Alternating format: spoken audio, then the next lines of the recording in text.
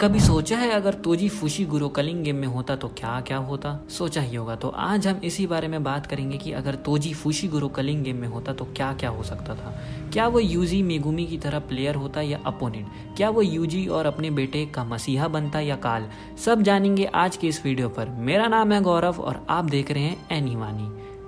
Shibuya हादसे के तुरंत बाद ही कलिंग गेम आर्क शुरू हो चुका है और अगर आपको याद होगा तो वो जुजुत्सु काइसन के सीजन 2 के एपिसोड 11 पे जो दादी थी उन्होंने अपने पोते की आत्मा से तोजी के आत्मा को समन किया था, लेकिन उनका ही ये जादू उन पर ही उल्टा हो गया क्योंकि तोजी शुरू से ही काफी ताकतवर कैरेक्टर है।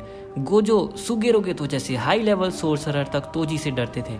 यहाँ तक तोजी के मरने के बाद भी काफी सालों तक तोजी की आत्मा बहुत स्ट्रांग थी क्योंकि उसकी स्ट्रेंथ कर्स्ड एनर्जी से नहीं बल्कि उसकी एबनॉर्मल फिजिकल बॉडी से आती है और वो डेथ के बाद भी इंटैक्ट थी।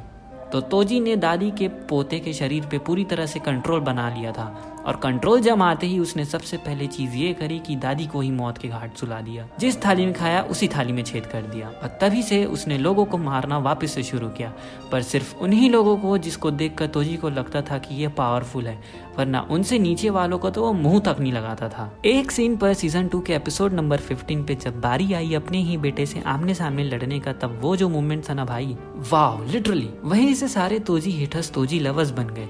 तोजी ने खुद की ही जान ले ली क्योंकि तोजी को समझ आ गया था मेगुमी ही उसका बेटा है। तो तोजी ने ना ही उसके सामने विलन बनना सोचा और ना ही हीरो, क्योंकि तोजी एक किल मशीन था। अगर मेगुमी को ये बात पता चलती तो शायद वो तोजी को कभी अपना बाप नहीं मानता और ना ही उसे पसंद करता। तो तोजी ने अपने बाप होने का रिस्पॉन्सिबिलिटी निभाते हुए फुशीगुरो के सामने खुद की ही जान ले ली। अगर वो खुद की जान नहीं लेता तो ना कलिंग गेम आर्क शुरू होता और ना ही कोई बचता। तोजी एक एक करके सबको मार देता, यहाँ तक कि किंजाकू को भी। पर सोचो, अगर तोजी अपनी जान नहीं लेता और अपने बेटे के साथ बाकियों से लड़ने का सोचता तो उन लोगों को एक सेकंड भी नहीं लगता अपने दुश्मनों को मारने के लिए। लेकिन उसके मरने की वजह से हम लोग माहोरागा और सुकुना का लाजवाब फाइट देखने को मिला। तो इसके लिए थैंक यू तोजी जी, खुद को मारने के लिए। हमारी थ्योरी अब आगे बढ़ती है। किंजाकू के गोजो को सील करने के बाद उसने तुरंत ही कलिंग गेम आर्क शुरू कर दिया। लेकिन एक बात और, क्या ये सोचा है कि अगर तोजी जिंदा होता तो कलिंग गेम में सबसे पहले वो किसकी जान लेता? देखो, लेजेंड तोजी फुशीगुरो एक काफी ज्यादा प्रोफेशनल असैसिन है। वो ऐसे ही किसी की जान नहीं लेगा, एरोगेरो की तो और नहीं। पर अगर वो जिंदा होता तो सबसे पहले जान वो गोजो सातोरो की लेता, क्योंकि पुरानी इतिहास को देखते हुए गोजो वो आदमी है जिसने तोजी फुशीगुरो की अम्मा बहन कर दी थी। पर अगर उसे ये पता होता कि गोजो सील्ड है और किंजाकू उससे कैद कर लिया है तो वो किंजाकू की मारता, ये सोच करके कि ये पावरफुल है, मैं मारूंगा बोल के उसकी जान लेता। फिर शायद वो और कोई नहीं अपने कजन नाओया की जान लेता। मेरे को तो बोलते भी नहीं बन रहा है, क्योंकि फुशीगुरो अगला लीडर होता जेनिन क्लैन का। पर नाओया ने उसको मारने की कोशिश की तो फिर उसे मारता। और जब सब टेंजन से मिलने गए थे तो टेंजन की तोजी को देख के फट जाती, क्योंकि इस कलिंग गेम के शुरू होने के पीछे कहीं ना कहीं उसका भी हाथ है। फिर आर्क की कहानी वैसे ही आगे बढ़ती। टेंजन सबको रूल समझा रहा होता और ये सारे रूल सुनकर कोई इंसान अगर सबसे ज़्यादा खुश होता तो वो होता तोजी, क्योंकि वो सोर्सरर किलर है और सोर्सरर को मारने में उसे मज़ा नहीं बल्कि बहुत मज़ा आता। पर तोजी कोई सोर्सरर नहीं है तो वो कलिंग गेम्स में पार्टिसिपेट कैसे करता?